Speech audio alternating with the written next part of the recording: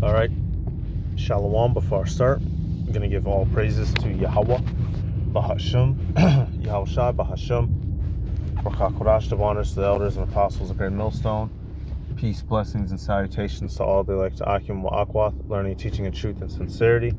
Another video to the spirit, your brother Malak from GMS Detroit. All right, this one right here, I'm going to be dealing with this singular clip. And I love coming across information like this. Is dealing with, the royal, the regal, what my man say, the regal tribe of Judah.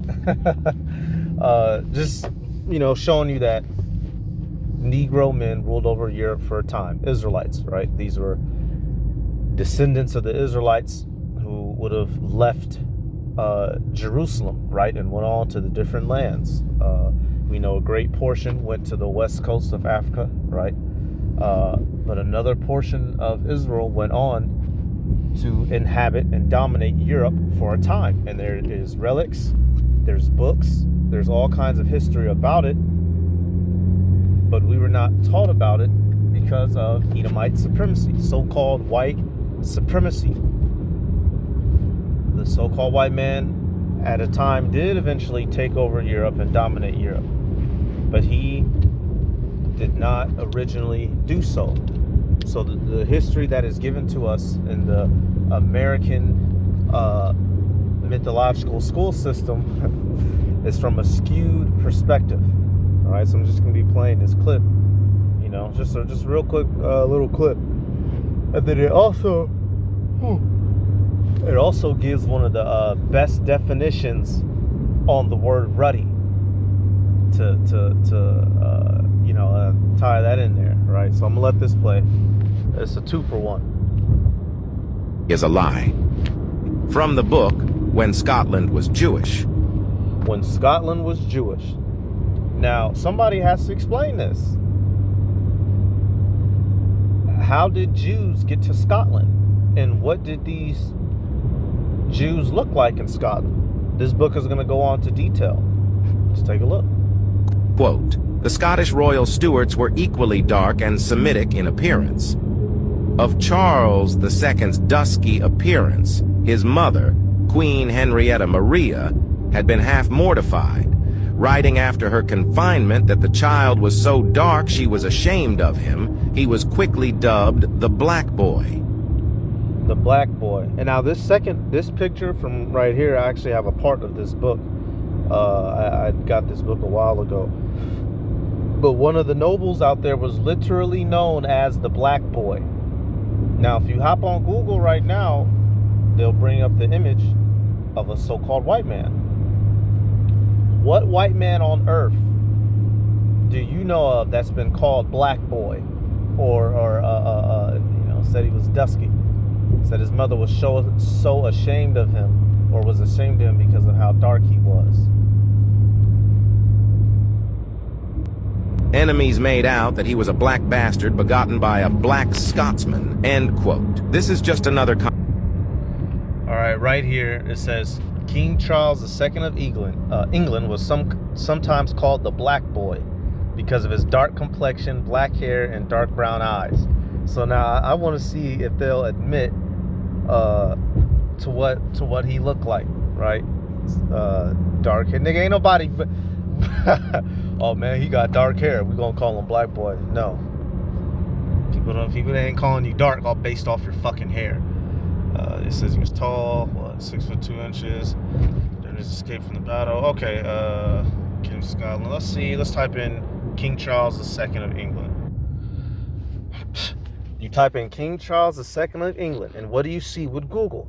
And notice from when you look at the paintings, y'all, what era is this? All right.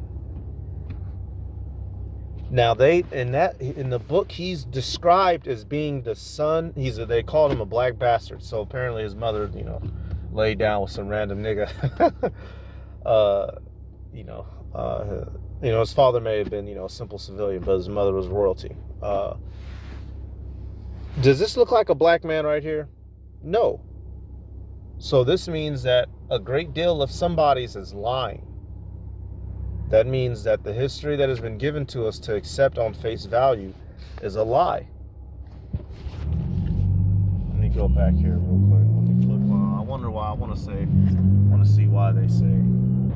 All right, so I just typed in why was King Charles II called Black Boy. This is insane. They're saying he's being called Black Boy because of his dark brown eyes and black hair. Y'all, there's so-called white people on the earth right now with dark hair. Are we running around calling them Black Boy? Come on, man. Come on, his mother wasn't ashamed of him because he had black fucking hair. Let's go back, man. Let's go back. Regarding some quote, the Scottish royal Stuarts were equally dark and Semitic in appearance. Of Charles II's dusky appearance, his mother, Queen Henrietta Maria, had been half mortified, writing after her confinement that the child was so dark she was ashamed of him. He was quickly dubbed the Black Boy. Enemies made out that he was a black bastard begotten by a black Scotsman, end quote. This is just another confirmation regarding some Stuart monarchs we covered on this page. King James I was described as ruddy in complexion, a reddish brown, like the biblical King David. Another right here, and this is a good depiction. This portrait right here. The reason why King Charles stood out is because of how dark he was, right? A lot of that royalty. I'm not gonna say all. Some of them was fucking on them Edomites. So some of them, were, like we read in the Negro Question Part 4, they were what? Tawny, as it says, right? You might have had that little bit lighter brown complexion. A lot of that going on. So for Charles II to come out as dark as he was, is a significant thing. But this is one of the definitions for ruddy, right? It says what? Of a red color, of a lively flesh color, or the color of the human skin in high health. That is the true definition of ruddy, y'all. The color of human skin in high health. Or your skin oiled up, sun shining on you. You've been eating your fruits and your vegetables. You're glowing, as people say.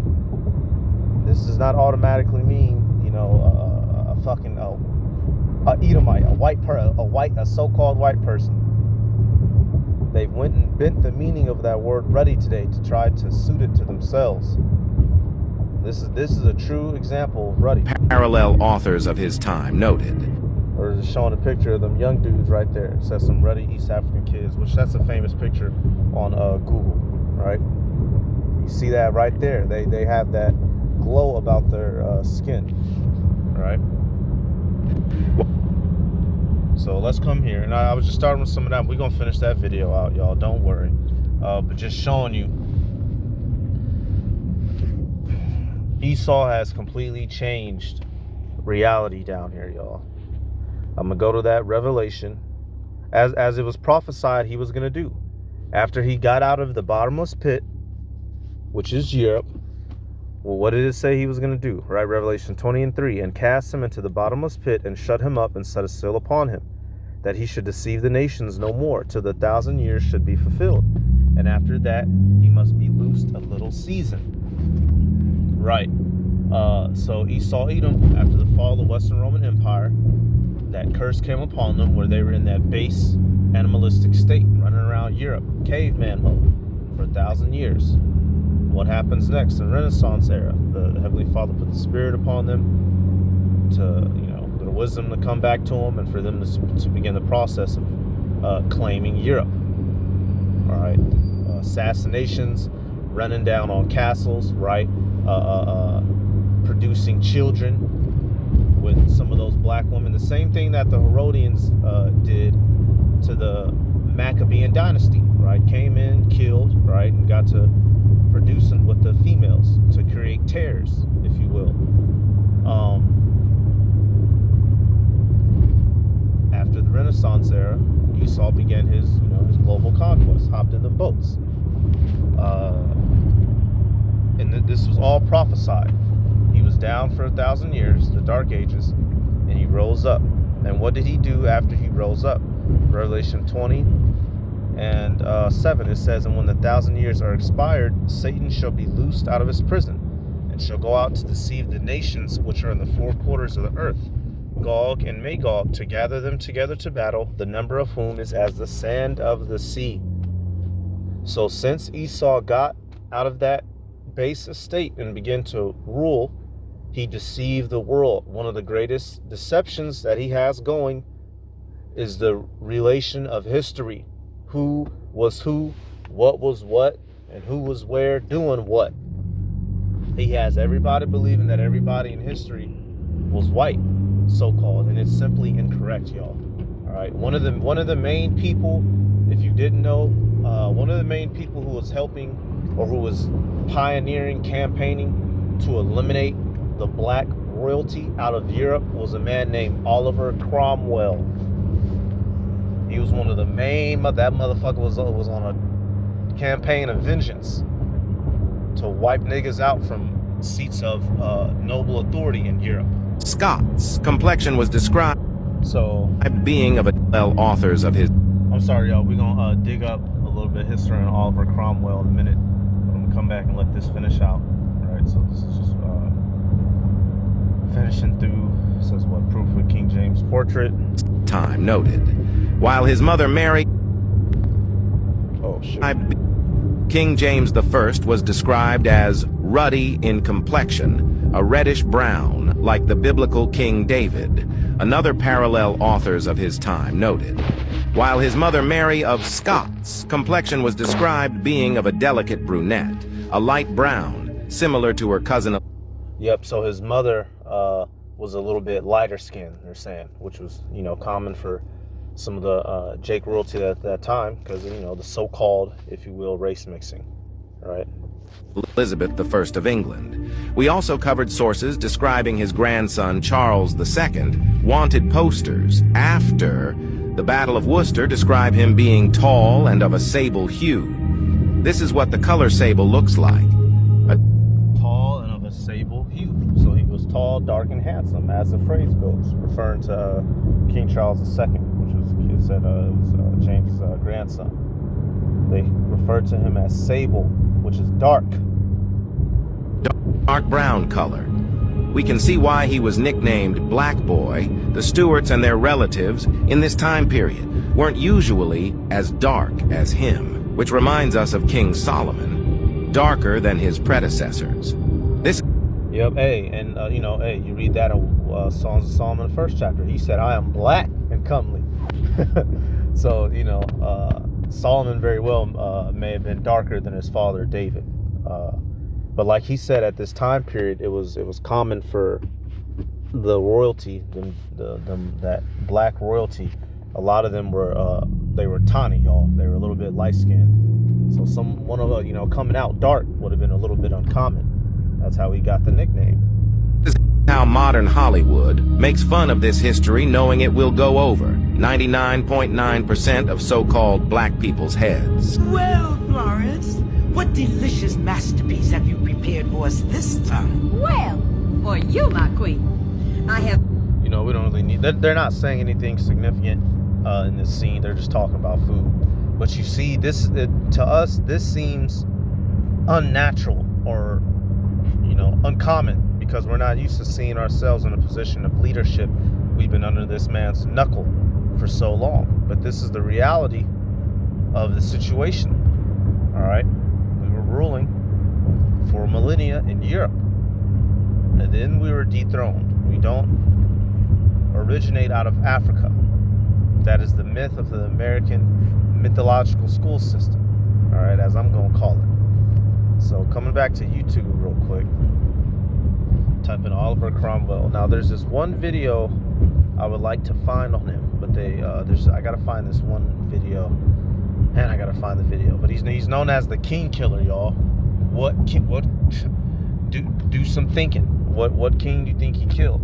All right, we'll play this short on him real quick. This influential figure played a significant role in England's history. His name is Oliver Cromwell, and he was a military leader and politician who lived during the 17th century. His military prowess was instrumental in the defeat of the Royalists. So the 17th century is the 1600s. And after the execution of King Charles I, he became Lord Protector of England. So he took out King Charles I, the predecessor of King Charles II. However, his rule was marked by controversy and violence. Under Cromwell's leadership, England experienced significant religious and political upheaval. He persecuted Catholics and Anglicans and imposed strict Puritan laws. He also dissolved the Parliament and established a military dictatorship. After Cromwell's death in 1658, his body was exhumed and posthumously executed. To this day, some view him as a hero who fought for individual rights and democracy, while others view him as a power-hungry dictator who... And that's what he was, a power-hungry dictator who oppressed citizens. He was an Edomite going around getting rid of that Negro royalty, right? And they hated this guy so much they posthumously executed him. So after he had died, they dug his body back up and then re-executed the nigga because he was a fucking demon. All right, he did what Edomites do: get into power, change shit up, change up the religion, right? Rule with the iron fist and oppress people. And his main mission was to get niggas up out of power. All right, let me play this little clip right here. I made a mistake earlier. King Charles II father was King Charles I of royalty. His father wasn't a civilian. His father was royal. Regardless, they was calling him a black bastard. Right here, it says what? From the 18th century, 20th century Europe began the systematic erasure of black and mixed monarchs through the whitewashing of artwork. All right, hey, and you have people, you had that movie come out. Oh, what's the name of that fucking movie?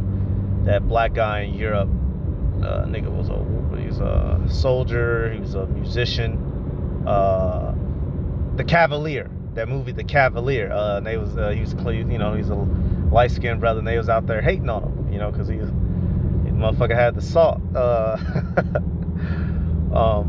Contrary to what we were taught in school and what they show in movies, y'all, it wasn't just 100% white people in Europe. Like, stop it. Esau's a fucking liar. A lot of the royalty that were in power, not all, but a lot of them were, terms that we would call red bone today, right? They had children with these Edomites, the men, so obviously their offspring would have been, lighter in complexion, all right? And as time went by, Esau did one of two things: kill Jake, dethrone Jake, right? And or simply did what? Whitewashed. And it's a combination of both.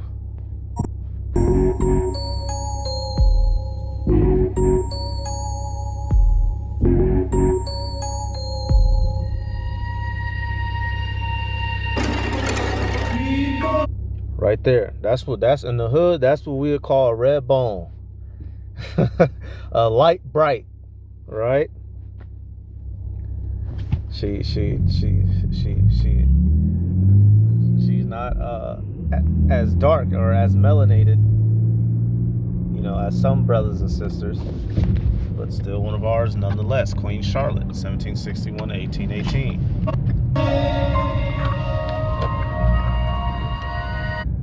These images are clearly a sister. She has certain Edomite features, right? Like her nose, it's a bit pointier and whatnot, but you can clearly tell from the texture of her hair, right? From the structure of the rest of her face, that's clearly a Negroid woman. She a light bright. Come on.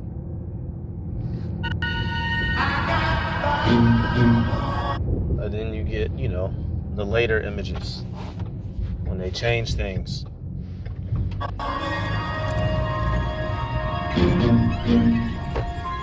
Lorenzo de Medici. This is earlier, 1400s.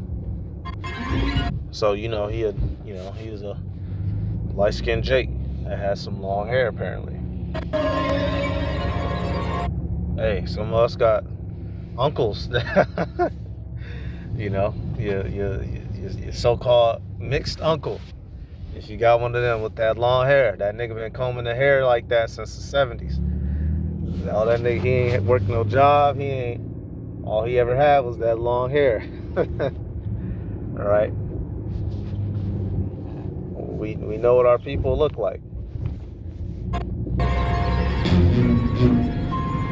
And then they change it.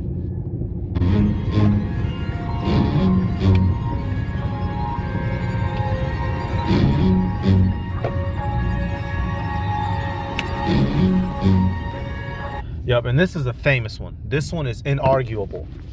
You can't argue with this one. And for this video, I didn't get a whole lot of precepts. I'm just letting y'all see this imagery. You can't argue. This is, a famous one. King Louis the 15th, right? Look at him. Why were we not notified about this history growing up? Why were we not taught about this? And why do images of dark-skinned ones and of so-called black leadership and white leadership of the same people exist? So which one is right? And if one is wrong, why would somebody lie about it? Hold up, that's gonna be the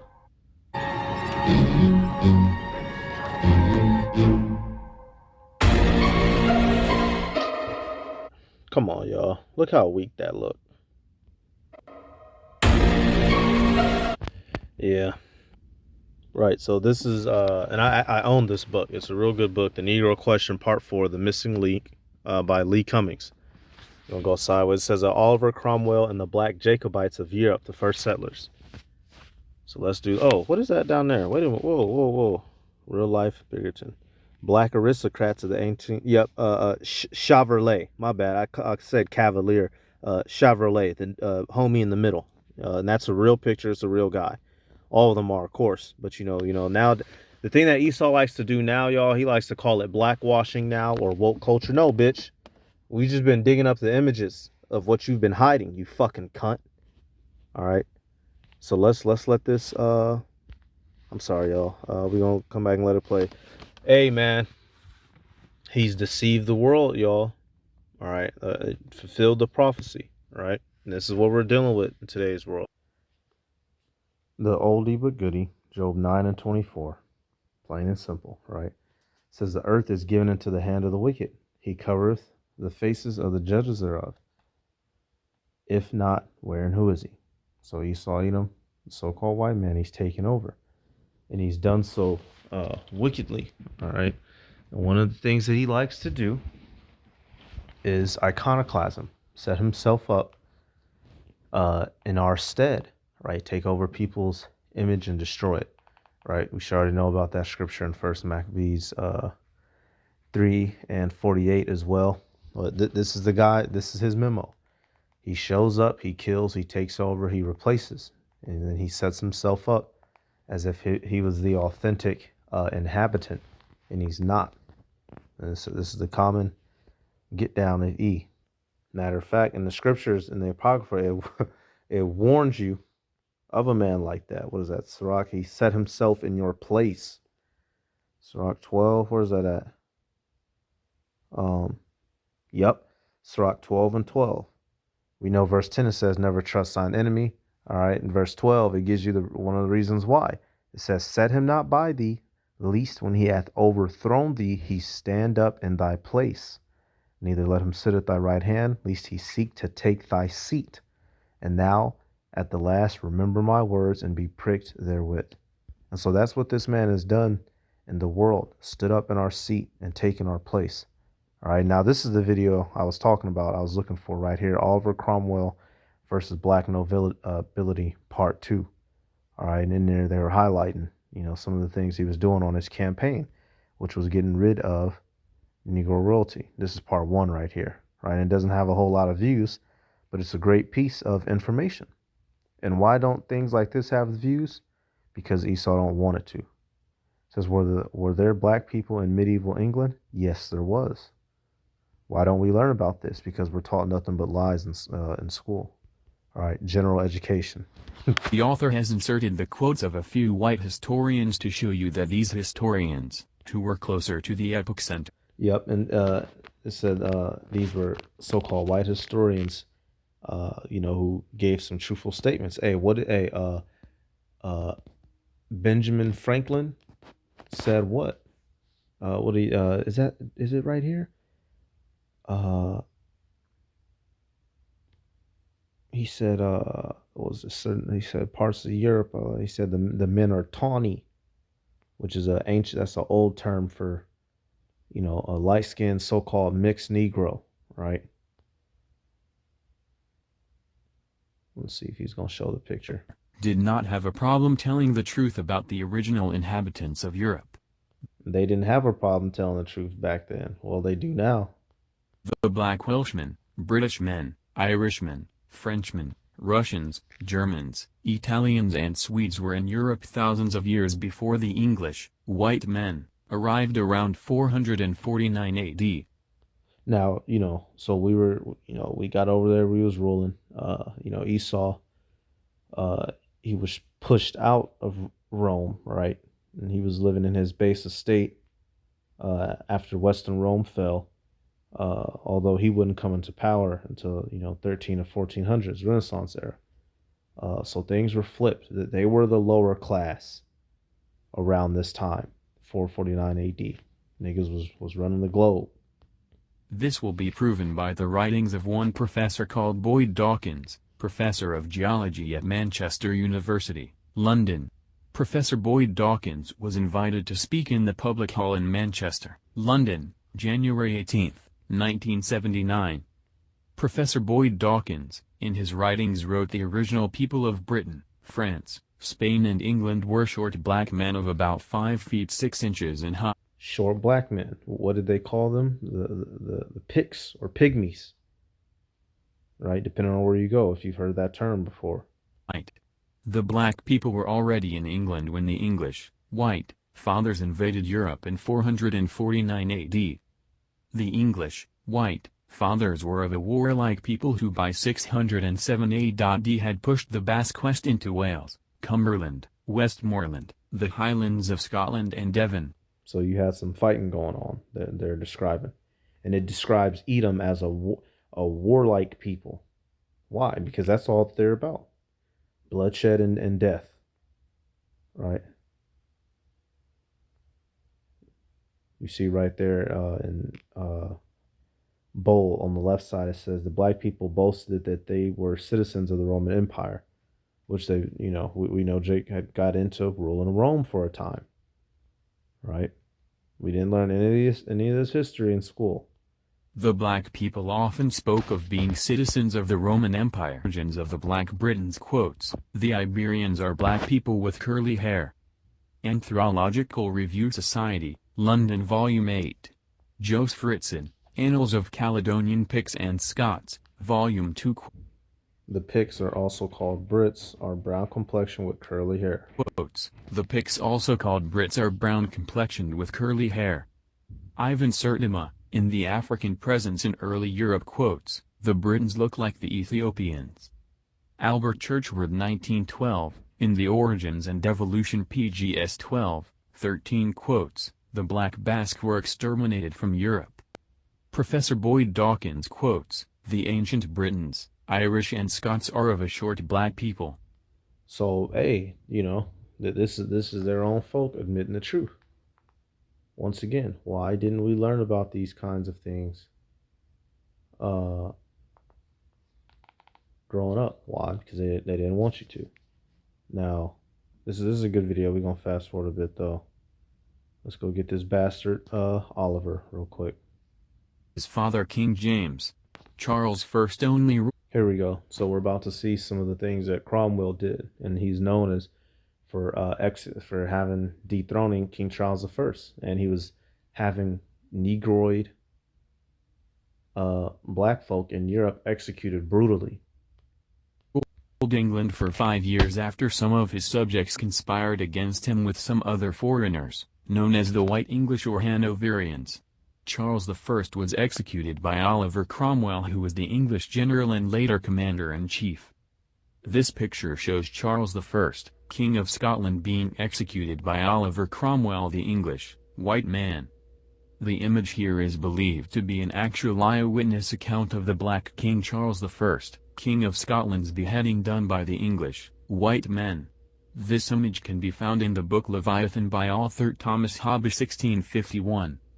After, King Charles I had the unlucky distinction of having his head cut off by the English, white men, In his realm, King Charles I was not the only person to suffer indignation. When the English overran the country, they hung and decapitated men, raped women, burned.